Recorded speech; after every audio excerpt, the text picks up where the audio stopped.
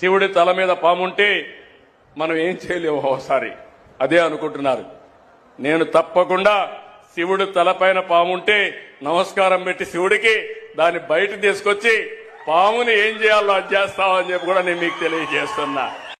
ఎందుకు అసలు ఆ పాములను ఆభరణాలుగా పెట్టుకుంటాడు అన్న విశేషాన్ని, పాములను ఆభరణాలుగా పెట్టుకోవడం అనేటటువంటిది ఏదో బురద పాములు పిల్ల పాములు కాదు ఆయన పెట్టుకునేది. ఆయన పెట్టుకునేటటువంటి ఆభరణములన్నీ కూడా వాసుకి మొదలైనటువంటివి. ఒకానొకప్పుడు ఆదిశేషుడు పతంజలిగా వచ్చి నేను ఏమీ చెయ్యలేకపోతున్నాను ఈయన తాండవం చేస్తుంటేనని వెళ్ళి అందెయ్యి ఆయన పాదములకు చుట్టుకున్నాడు. ఆయన నర్తిస్తుంటే కనీసం ఆయన పాదములకు అందెగా ఉంటానని. ఏ ఆదిశేషుడు?